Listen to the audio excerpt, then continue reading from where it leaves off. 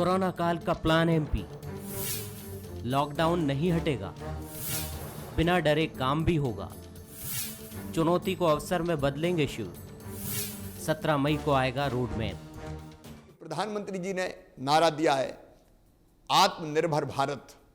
आत्मनिर्भर भारत के लिए गतिशील मध्य प्रदेश, ये हमारा संकल्प है और इसलिए कोरोना से जंग जारी रहेगी, सावधानी पूरी रहेगी, लेकिन उसके साथ साथ हम आर्थिक गतिविधियां व्यापक पैमाने पर शुरू करेंगे। लोगों की रोजी रोटी, रोजगार और रोजमर्रा की जिंदगी पटरी पे आए, इस बात के भी हम प्रयास करेंगे। मध्य प्रदेश कोरोना की लड़ाई में काफी हद तक कामयाबी की तरफ आगे बढ़ रहा है, लेकिन जब तक बीमारी का वैक्सीन नहीं आता, कोरोना के साथ जीना सीखना होगा। इसी मंत्र को लेकर मध्य प्रदेश सरकार भी अगला रोड मैप बनाने में जुटी है। मुख्यमंत्री ने बंसल न्यूज के साथ एक्सक्लूसिव बातचीत में प्लान एमपी शेयर किया है। मसलन प्रदेश में अभी लॉकडाउन तो रहेगा, लेकिन आर्थिक गतिविधियां शुरू होंगी। जहां से संक्रमण का खतरा है, यानी रेड, येलो, कंटेनमेंट जोन और बफर एरिया बंद रहेंगे। बाकी जगहों पर आर्थिक गतिविधियां शुरू होंगी। ग्रीन जोन में भी काम शुरू होगा। शिवराज सरकार की कोशिश कोरोना की चुनौती को अवसर में बदलने की है। सरकार ने श्रम कानून में बड़ा सुधार कर निवेशकों को आकर्षित करने पहला कदम आगे बढ़ा दिया है। अरे एक दिन में लाइसेंस क्यों नहीं दिया जा सकता? रजिस्ट्रेशन एक दिन में क्यों नहीं किया जा सकता? उसको रखना पड़ते थे 63 रजिस्टर, मैंने कहा नहीं, केवल एक रजिस्टर रखेगा। रिटर्न कई भरने पड़ते थे, रिटर्न एक भरेगा। तो इसका सरलीकरण कर दिया है। मजदूर भाइयों के हितों को ध्यान में रखते हुए, उनकी सुरक्षा, उनके मिनिमम वेजेज, उनके गरिमा और सम्मान रखते हुए हम निवेशक को ऐसा माहौल देना चाहते हैं जिससे मध्य प्रदेश में भी निवेश करने तेजी से लोग आएं। संकट काल में सरकार कोई भी रिस्क नहीं लेना चाहती, इसलिए हर पहलू पर गहराई से इस लड़ाई का रोड मैप तैयार कर रही है।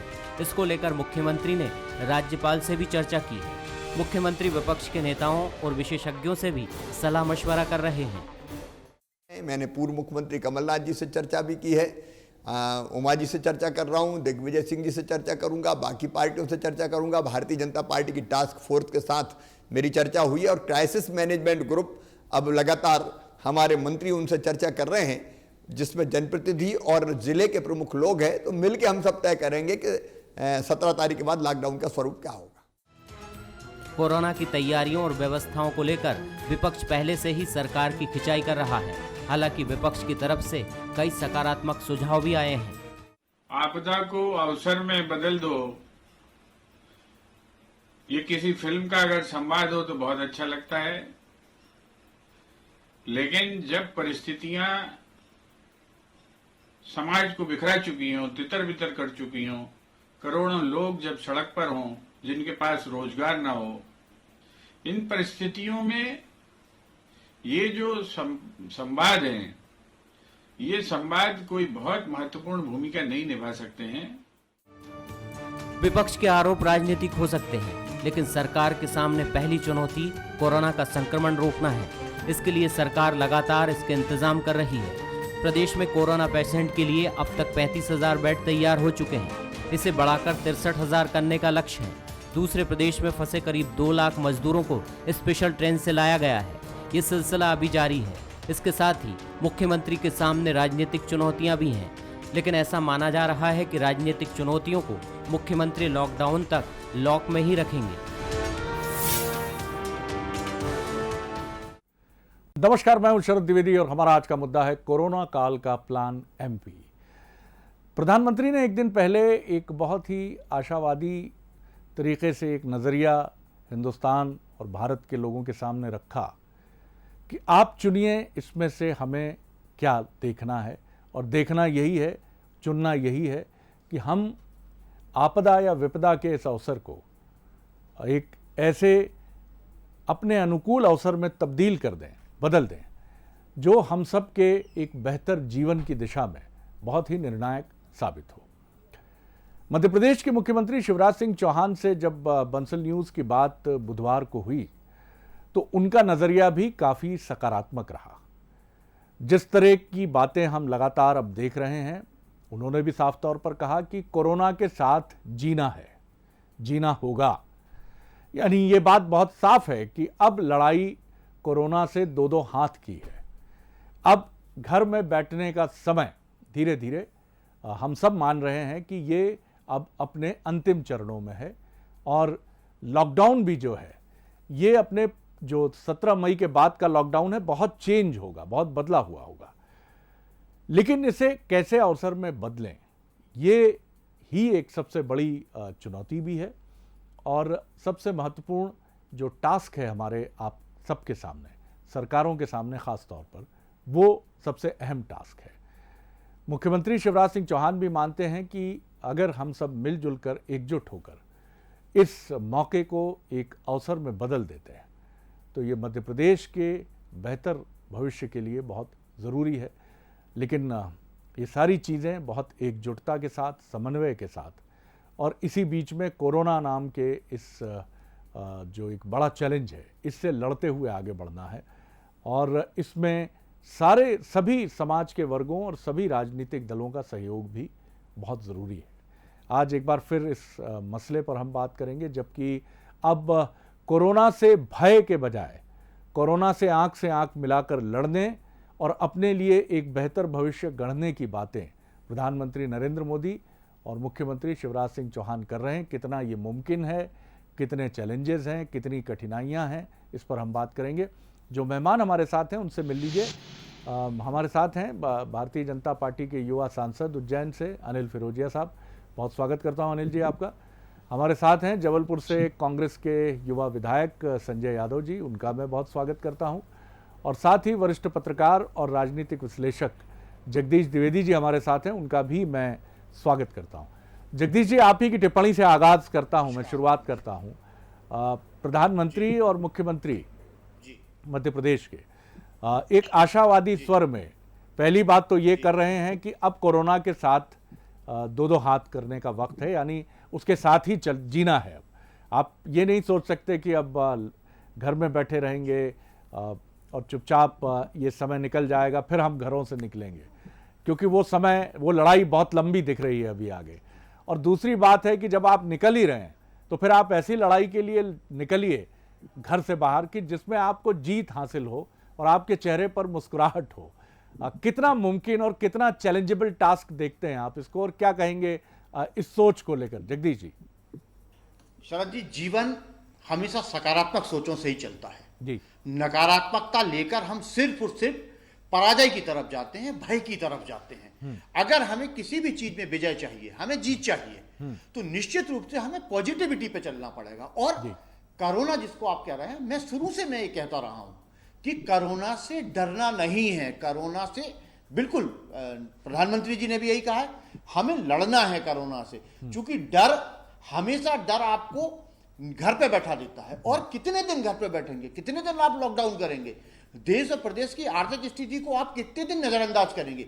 एक ना एक दिन आपको अपने लिए निकलना है, समाज के लिए निकलना है, परिवार के लिए निकलना है और देश के लिए निकलना है। तो जब आप घर से बाहर निकलेंगे, निश्चित रूप से सावधानी हमें रखना होगी, क्योंकि सोशल डिस्टेंस मेंटेन करना पड़ेगा और वो सारी जो है मर्यादाएं भी रखनी पड़ेगी, बातचीत की, एक दूसरे से दूर रहने की, जो हमें हेल्थ डिपार्टमेंट बता रहा है या जो आयुष का ऐप बता रहा है। लेकिन उसके साथ सबसे ज्यादा जो जरूरी है, वो जरूरी अब यही बचा है कि हम घर से निकलें, संघर्ष करें, अपना काम करें जो भी हमें करना है। और मैं जो है सरकारों की अपनी एक सोच हो सकती है, मैं बिल्कुल नहीं मानता कि अब आपको कोई 30% 40% जैसे रिस्ट्रिक्शंस की जरूरत है। आप बढ़ाइए, आपको आज नहीं बढ़ाना पड़ेगा, 10 दिन बाद बढ़ाना पड़ेगा, लेकिन आप लगातार जो नुकसान झेलते चले जा रहे हैं, उस नुकसान को नजरअंदाज हम इसलिए नहीं कर सकते कि हम बहुत बड़े विकसित या विकासशील प्रदेश, हम केवल विकासशील प्रदेश हैं और देश की भी स्थितियां वैसी नहीं है जैसी जो है दूसरे देशों की स्थितियां। हमें मेहनत करके ही जीना पड़ेगा, हमें काम करके ही रोटी खाना पड़ेगी। इसलिए जरूरी है कि हम घर से निकलिए और एक डिस्टेंस मेंटेन काम करिए। और मुमकिन क्या नहीं है शरद जी, आदमी सोच ले असंभव क्या है। बिल्कुल आपने ठीक कुछ कहा बनाया है। सब आदमी नहीं तो बनाया है। जी, इसीलिए ये लड़ाई ज़रूरी है, लेकिन इसके साथ जो चुनौतियां जुड़ी हैं, दूसरे फेज में मैं जब आपकी तरफ आऊँगा तो ज़रूर उनकी बात करूँगा, क्योंकि मनुष्य की लड़ाई उसकी समवेत शक्ति बदलती है, उसकी एकजुटता और उसकी सामूहिकता बदलती है। 10 लोगों के सोचने से, 10,000 के सोचने से स्थितियाँ नहीं बदलेंगी। इस बदलने के लिए 7 करोड़ मध्य प्रदेश की जनता और देश की 130 करोड़ जनता का एक बहुत बड़ा वर्ग जब तक इस सोच के साथ मैदान में नहीं उतरेगा तब तक ये चुनौती के तौर पर रहेगी। संजय जी, आपकी टिप्पणी के बाद मैं बीजेपी के युवा सांसद की तरफ लौटूंगा। आप किस तरह देखते हैं, और यहां मैं अपेक्षा रखूंगा दोनों ही आप राजनीतिक मित्रों से कि दलगत राजनीति से ऊपर उठकर मध्य प्रदेश और देश के लिए भी आपकी टिप्पणियां हों। जी संजय जी। देखिए, हम लोग तो शुरू से ही सम्मान के साथ इस चुनौती से दलगत भावना से हटकर काम करने का प्रयास कर रहे जी। और कोरोना से लड़ने के साथ साथ आम गरीब मजदूर लोगों की मदद करने का प्रयास कर रहे। लेकिन मैं अभी शिवराज जी की बात सुन रहा था आप ही के माध्यम से कि दलगत भावना से हटकर हम सभी जनप्रतिनिधियों की राय लेंगे कि हमारा स्वरूप क्या होगा। मैं आपको बता दूं, 2 महीना होने को आ रहा है, जबलपुर प्रशासन ने या शासन ने अभी तक हम लोगों को एक भी दिन नहीं बुला के ये पूछा कि हमें किस तरह से कोरोना से लड़ना है या किस तरह लोगों की मदद की जाना चाहिए। आज का दिन तक है। मैं क्षेत्र आज जाने वाला था, मैंने अखबारों में पढ़ा कि जो मंत्री जिनको जिले दिए गए हैं वो जिलों में जाकर जनप्रतिनिधियों के साथ बैठक करेंगे, वो 15 तारीख तक उसकी रिपोर्ट देंगे। मैं आज दिन भर फोनों का इंतजार कर रहा था, मुझे लगा हो सकता है कि 2 महीने इन्होंने तो पूछा नहीं है। इसमें भी राजनीति के आधार पर काम किया जा रहा। दूसरी बात, मैं शिवराज जी की वो उस बात को कि एक दिन में अनुमति मिलेगी, स्वाभाविक रूप से आज सैकड़ों मजदूर, हजारों मजदूर मध्य प्रदेश या जबलपुर या जिले में या गांव में आ रहे हैं, उनको भी रोजगार चाहिए होगा, और जो लोग पहले से हैं जो बेरोजगार हो चुके उनको भी रोजगार चाहिए होगा। रोजगार मनरेगा के तहत ही हम दे पाएंगे। और जो निर्माण कार्य हैं, निर्माण कार्य के ऊपर 15 महीने अभी पिछले महीने से पर्यावरण की रेत की आवश्यकता पड़ती है। निर्माण कार्यों में बगैर रेत के काम नहीं हो सकता। सीमेंट गिट्टी तो मिल जाएगी, लेकिन मैंने देखा है, मैं अखबारों में पढ़ रहा था कि रेत की खदानें पूरी मध्य प्रदेश की बंद हैं और पर्यावरण की अनुमति विगत 2 महीने से नहीं मिल पाई है। तो किस तरह से आप बात कर रहे हैं कि हम एक दिन में उद्योग लगाने की अनुमति देंगे? जब आप निर्माण कार्य करेंगे, जिस वस्तु की आवश्यकता है उस वस्तु की मध्य प्रदेश में अनुमति नहीं मिली, तो आप निर्माण की कैसे संभावना की बात कर सकते हैं? जी चलिए, मैं इस बात को अनिल जी सब सुन ही रहे हैं और इस पर उनकी प्रतिक्रिया भी होगी, और मुख्यमंत्री शिवराज सिंह चौहान तक जो चुनौतियां और जिन सुझावों की विपक्ष की तरफ से बात हो रही है वो पहुंचेंगी। अनिल जी, आप किस तरह देखते हैं इस समूची परिस्थिति को, और किस तरह से हम लड़कर कामयाब हो सकते हैं? और जो बातें संजय जी ने भी उठाई हैं, रेत की अनुमति को लेकर वो चिंतित हैं, क्या कहेंगे? भैया, ये जो समय है जी, ये वास्तव में देश पूरे विश्व के लिए बहुत संक्रमण का समय है जी। और जो प्रधानमंत्री नरेंद्र मोदी जी ने कल बात बोली कि सकारात्मक सोच के साथ हमको और हमारे देश को चलना पड़ेगा। अब समय आ गया है कि हम हमारी जरूरतों की जो आवश्यकताओं की जो पूर्ति है वो हम अब दूसरे देशों के ऊपर डिपेंड ना होके खुद उसको उत्पादित करें और अपने ही देश में, अपने देश के ही वस्तु से उसका हम उपयोग करके और आगे बढ़े। जी, ये वास्तव में एक बहुत ऐसा समय है जिसमें हम हमारे देश को विकसित कर सकते हैं। ये बोला जाता है, हम पढ़ते हैं कि आवश्यकता ही आविष्कार की जननी है। तो वास्तव में अब समय आ गया है कि हमको हमारे देश को, हमारे देशवासियों को धीरे धीरे इंडिपेंडेंट होना पड़ेगा। जो विदेशों में उत्पादन हो रहा है वो हमारे देश में हमको करना पड़ेगा। जैसे संजय भैया कह रहे थे रेत और बाकी जो सामग्री, तो मेरा संजय भैया आपसे भी निवेदन है माननीय विधायक जी कि ये जो समय है राजनीति का नहीं है, ये देश को आगे ले जाने का समय है, देशवासियों का आगे ले जाने का समय है। क्योंकि हम देख रहे हैं कि लाखों जो मजदूर हैं, चाहे वो महाराष्ट्र में हो या गुजरात में या वो दिल्ली में हो, वो सब पलायन कर करके गांव आ रहे हैं। तो हमारी सभी की जिम्मेदारी है कि हर हाथ को काम मिले और हमारा देश रुके नहीं आगे ये बढ़े। चुनौती है, जो बिल्कुल अनिल जी, प्रधानमंत्री ने कल बिल्कुल बोला, ठीक है, बिल्कुल। जगदीश जी, आज से करीब 10 साल पहले मैंने मंडीदीप में चीन की एक कंपनी के कर्मचारी की स्टोरी की थी, और जब मैंने चूंकि भाषा की बाध्यता थी तो बहुत ज़्यादा उन कर्मचारी से तो बात मेरी नहीं हो पाई, कुछ टूटी फूटी अंग्रेज़ी में दोनों तरफ से ये बातचीत हुई। लेकिन जब उस कंपनी के संचालक से मैंने बात की तो उन्होंने कहा, मैंने ऐसा अद्भुत वर्कर आज तक नहीं देखा। ये 16-16 घंटे, 18-18 घंटे काम करता है। हम सुनते हैं कि चाइनीज़ है, इनको चाउमीन पसंद है, इनको नूडल्स पसंद है, लेकिन मेरे पास तो ये सब कुछ है नहीं। चूँकि ये 16-17 घंटे यहीं फैक्ट्री में रहते हैं और पास ही गेस्ट हाउस में रुके हैं, तो जो खाना हम खाते हैं, यानी मैंने इनको समोसा भी खिलाया तो इन्होंने बहुत धन्यवाद करके झुककर बड़ी अदा से कहा थैंक यू थैंक यू, और चावल दाल इतने प्रेम से खाया, बोला नहीं इससे आनंद से मुझे कुछ ज़रूरत ही नहीं है। मैं ये बात इसलिए आप सभी को बता रहा हूँ कि चीन की जो कार्य संस्कृति है और जो हमारी कार्य संस्कृति है, इसमें बहुत ज़मीन आसमान का फ़र्क है, बहुत बड़ा अंतर है। और उसकी वजह वो भी है कि चीन में कम्युनिस्ट पार्टी का नज़रिया और भारत की एक लोकतांत्रिक व्यवस्था। हम सोच रहे हैं चीन जैसा लोकल को लेकर वोकल हो जाएं, तमाम चीज़ें बदल दें, लेकिन लाल फीताशाही, हमारे यहाँ सरकारी तंत्र का रवैया, और दूसरा कार्यालयों में निजी सरकारी कार्य संस्कृति का जो स्तर है, क्या इसे किस तरह देखते हैं आप? किस तरह आप इस चुनौती को देखते हैं? ये 1-2 दिन का काम नहीं है, ये भी लंबी लड़ाई है। जी शरद जी, सबसे बड़ी चीज इसमें यह है जो कि सरकारी तंत्र का रवैया अपनी जगह है। सरकारी तंत्र का रवैये को लेकर कोई बहुत अच्छी इमेज नहीं है। अभी कांग्रेस के जो विधायक कह रहे थे कि सबसे बड़ी चीज है कि अनुनय विनय नहीं सुनता है विकट शासकों की माया।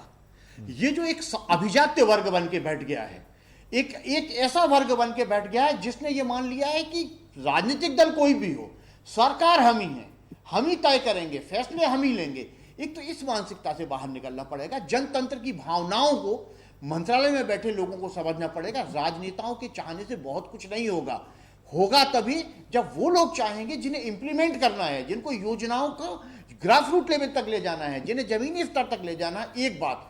दूसरी बात, जो सबसे बड़ी चुनौती प्रदेशों के सामने आने वाली है, जिसमें मध्य प्रदेश भी शामिल है, वो सबसे बड़ी चुनौती ये है कि जो हजारों लाखों की संख्या में मजदूर लौट रहे हैं, इनका गांव में विस्थापन कैसे होगा? बिल्कुल ठीक भाई बात। रोजगार नहीं है तभी तो वो वापस आ रहे हैं। और गए क्यों थे? क्योंकि गांव में दाल रोटी खाने की व्यवस्था नहीं थी, इसीलिए गए थे ना गांव छोड़ के, कि भाई बच्चों का पेट भर लें। तो ऐसी सबसे कठिन चुनौती यही है कि जो लगातार मजदूर आ रहे हैं, ये पलायन इसीलिए करके गए थे कि इनके पास दाल रोटी की व्यवस्था जहां की ये थे वहां नहीं है। अब मजबूरी में लौट के आ रहे हैं, तो वहां रोजगार आप केवल मनरेगा से काम नहीं चलने वाला है। बहुत अहम बात है आपको आपकी, नई बिल्कुल। स्कीमें लाना पड़ेगी, नई चीजें लाना पड़ेगी, तब आप इनको दाल रोटी दे पाओगे। और तभी मध्य प्रदेश जो है थोड़ा सा उठ खड़ा होगा। ना नारों से कुछ होने वाला है और ना जो है राजनीतिक जो पैंतरेबाजी या बयानबाजी, इससे नहीं होने वाला। एक बात मैं फिर भी बार बार कह रहा हूं कि राजनीतिक प्रतिद्वंदिता से ऊपर उठना पड़ेगा, तभी आप जो है पूरे देश को हर नागरिक को। और जो बात आप कह रहे थे, बिल्कुल आप ठीक कह रहे हैं। और ये भी हमें नहीं भूलना होगा कि घर से प्रदेश जाकर पैसा कमाने वाले ये प्रवासी श्रमिक गांव की अर्थव्यवस्था को भी गति देते थे। जैसे केरल और दक्षिण के कुछ राज्यों में मिडिल ईस्ट गए उन राज्यों के निवासी, उन राज्यों के आर्थिक स्वरूप को उन्होंने बदला है। तो गांव में जो कुछ हम देखते हैं समृद्धि, उसका एक बड़ा कारण इन प्रवासी श्रमिकों का मुंबई, गुजरात और देश के दक्षिण भारत के राज्यों में अपना पसीना बहाना भी है, क्योंकि वहां से नकदी गांव की तरफ आती है। अब वो नकदी रुकेगी, ये एक बड़ा चैलेंज है। बहुत महत्वपूर्ण बात कही है संजय जी, जगदीश जी ने, क्योंकि cutting across the party line, हमें सबको ये समस्या बीजेपी कांग्रेस की नहीं है, ये भारत की समस्या है सर, और हम सबको मिलजुल कर लड़ना होगा। बहरहाल अपने सजेशन के साथ संक्षेप में अपनी बात कहें। जी संजय जी। जी, मैं जगदीश जी के बात से पूरी तरह से सहमत हूँ। निश्चित रूप से आज हमारे सामने बहुत बड़ी चुनौती है, और बहुत बड़ी चुनौती का सामना कर लिए कि बातों से काम नहीं चलना, सबको लेके चलना पड़ेगा। अगर आप सबको लेकर चलेंगे तो निश्चित रूप से उसके परिणाम अच्छे आएंगे। लेकिन अभी तक जो देखने में आ रहा हूँ, मैं अनिल फिरोजिया जी से भी निवेदन करूँगा कि आप पता कर लीजिए, अभी तक जो बातें हुई हैं सड़क पर या सकारात्मक सोच के साथ हम बातें कर रहे हैं, लेकिन उसका जब तक इम्प्लीमेंट शुरू नहीं होगा, जब तक लोगों को रोजगार नहीं मिलेगा, जब तक जो पलायन करके आए हैं उनकी व्यवस्था नहीं होगी, छोटा ऑटो वाला है, चाय वाला है, पान वाला है, ये सब बेरोजगार बैठ गए हैं। हमें सबकी सामूहिक व्यवस्था करना पड़ेगी। जिस तरह से 97 में जब भूकंप आया था, जबलपुर की मैं बात कर रहा हूँ, तो हर परिवार को 3000 रुपए की राहत राशि दी गई थी। सिर्फ आटा चावल गेहूं से काम नहीं चलना, सौदे से भी काम चलना है। आप 2 महीने जो मजदूर के पास अब सिर्फ रोटी अकेला नहीं खाएगा, वो उसकी व्यवस्था के साथ हमें उसके हाथों में रोजगार देना पड़ेगा। और उसके लिए दलगत भावना से हटकर सबका सहयोग लेकर नए सुझावों के साथ हमें भारत को, अपने प्रदेश को आगे बढ़ाना पड़ेगा। हमारा पूरा सहयोग भारत को आगे बढ़ाने में, प्रदेश को और जिले को आगे बढ़ाने में हमेशा साथ रहेगा। जी अनिल जी। मैं तो यही बोलना चाहूंगा कि प्रधानमंत्री जी का जो नारा है, सबका साथ सबका विश्वास, जी विकास, तो वो आज जी विकास भी और विश्वास भी, जी सबका साथ सबका विकास और सबका विश्वास, जी, तो वो नारा अब दिख रहा है कि वो समय आ गया है कि सबको साथ में समेटना है, सबको सबका विकास भी करना है और सबका विश्वास जीतते हुए इस भारत देश को आगे ले जाना है। मैं आपको एक चीज और बताना चाहूंगा कि हमारे वरिष्ठ जगदीश जी भी बैठे हैं और संजय भैया भी बैठे हैं कि भारत देश वो देश है जिसमें नामुमकिन कोई भी चीज नहीं है। हम 200 साल गुलामी के बाद भी हमने जब देश आजाद, हमने देश को आजाद करवाया, अनिल जी, लेकिन यथार्थ की जमीन पर खड़ा होना होगा। यहाँ हम बहुत भावुक होकर या बहुत यथार्थ से थोड़ा सा हटेंगे तो उचित नहीं होगा। ये लड़ाई आसान नहीं है, कदम कदम पर हमको ये रियलाइज करना होगा। भैया मैं वही आपकी बात पे आगे बढ़ा रहा हूँ कि 70 साल में हमने जो रोजगार का रोड मैप, गरीबों हमको एकजुटता करना पड़ेगी। एक मिनट जगदीश जी एक मिनट बोलिए। हमको सभी को अंगत राजनीति से भी ऊपर उठना है, सकारात्मक सोच के साथ हमको देश को आगे ले जाना है और सबको साथ लेके चलना पड़ेगा। ये कल माननीय प्रधानमंत्री मोदी जी ने अपने उद्बोधन में बोला है कि सबको साथ में लेके सकारात्मक सोच, उसका रोड मैप होना चाहिए। अनिल जी जी भैया कह रहे थे कि मजदूर बेरोजगार हुए जो अपने बाहर गए थे वो वापस अपने घर आए जो उनके पास रोटी नहीं है, तो उनकी भी हमको रोटी की व्यवस्था करना है। मैंने पहले भी बोला था कि हर हाथ को काम मिले और सबका विकास हो, उस मापदंड को लेके हमको चलना पड़ेगा। बिल्कुल ठीक है। और देखिए, विपदा को अवसर में बदलना बहुत चुनौतीपूर्ण हो सकता है, लेकिन नामुमकिन बिल्कुल भी नहीं है। मुझे आज ही पता चला एक युवा मित्र से कि उन्होंने मुझे बताया कि उनकी कॉलोनी में मोबाइल रिपेयर करने वाले एक युवा ने घर घर ये मैसेज किया कि इस समय आप बाहर नहीं निकल सकते हैं, तो आप मुझे संदेश दीजिए, मेरा व्यक्ति या मैं स्वयं आपके पास आऊँगा, आपका मोबाइल ले जाऊँगा और ठीक करके उसको आपके घर छोड़ जाऊँगा। आपको कोई हैज़ल और कोई परेशानी नहीं होगी। पूरे भारत में अलग अलग तरह से कई लोगों ने इस चुनौतीपूर्ण समय को भी एक अवसर में बदला है। ये तो एक छोटा सा उदाहरण है, लेकिन क्या ये विचार और ये संकल्पना जब सरकार की तरफ बढ़ते हैं तो क्या ये रेड टेपिज्म में उलझते हैं? क्या ये सरकारी तंत्र की भूल भुलैया में उलझ जाते हैं? और क्या सरकार की मंशा के बाद भी सरकार इसको ज़मीन पर ठीक से क्रियान्वित क्यों नहीं कर पाती? अगर इस तिलिस्म को ठीक चाबी लगाकर खोल दिया गया तो उद्योग भी मुस्कुराएगा, प्रवासी श्रमिक भी मुस्कुराएगा, आप और हम भी मुस्कुराएंगे। तो उस तिलिस्म को ही खोलने की ज़रूरत है। और मुझे लगता है कि हो सकता है इस समय प्रधानमंत्री नरेंद्र मोदी और मुख्यमंत्री शिवराज सिंह चौहान उसी तिलिस्म की चाबी तलाश रहे हों। बहुत धन्यवाद अनिल जी आपका, धन्यवाद जगदीश जी, और धन्यवाद संजय यादव जी। नमस्कार।